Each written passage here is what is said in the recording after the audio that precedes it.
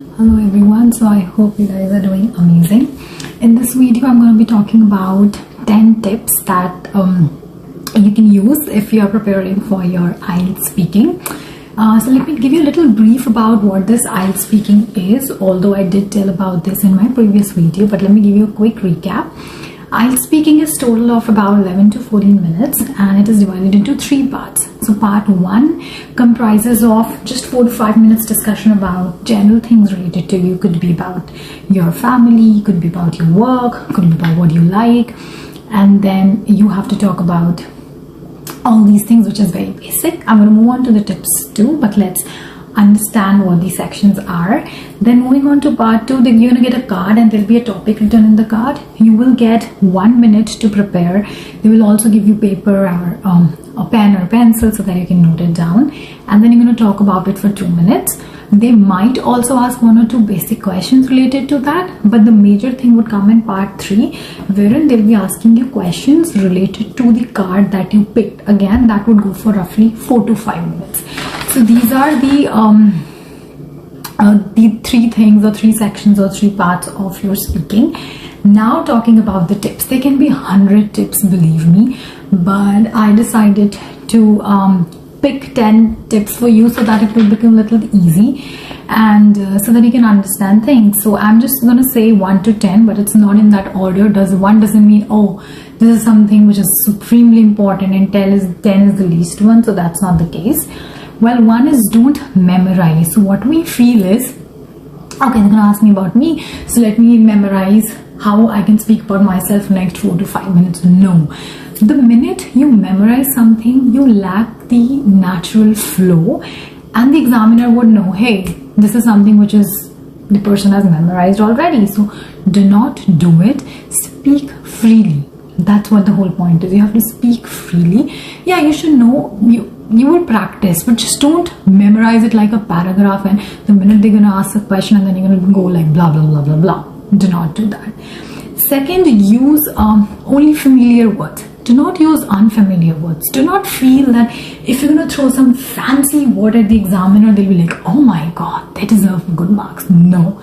If you want to choose little I would say difficult words, or you say not so easy words, then practice them so that once you speak, it comes out naturally. You know, the word should not look like, oh, you're putting in too much pressure and it's not coming naturally. So if you're going to use certain words, again, I can make I'll make another video on which that can tell you the vocab that you can use.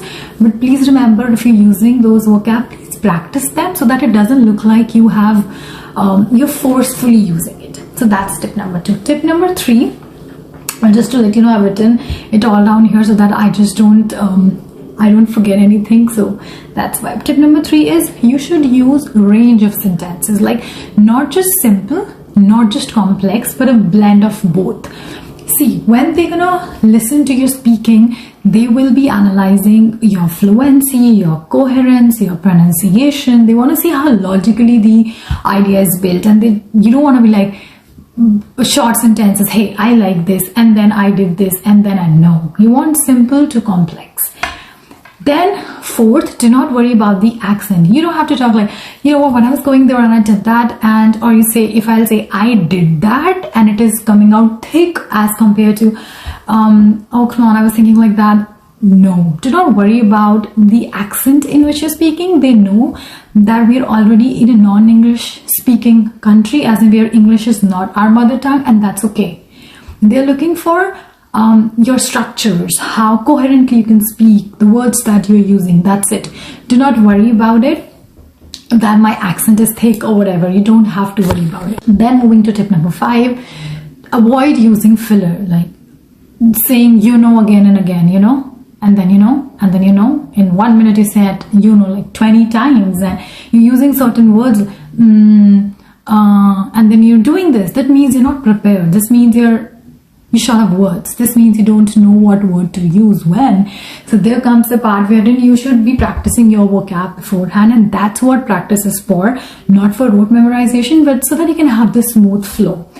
Tip number 6, don't worry if you make a mistake. If you said something do not worry. You can just smoothly come back and say, you know what, I said this, but actually it is this, and that's okay. And if you feel you've gone too far, then don't worry to come back and correct it. That's okay. If you can correct it at that moment, politely correct it. Otherwise, don't worry about it. Tip number 7, look good, feel good, smell good. I would say look good as in be presentable, tidy up everything. I'm not saying wear a Gucci or whatever, or no, I'm not asking you to wear expensive things. I'm asking you to look decent, to look good. That's it. Because the moment you're going to walk in from that into that room, they're going to just see yourself, and maybe in first 10 seconds have some impression. So that's something you can do even without saying anything. So do that.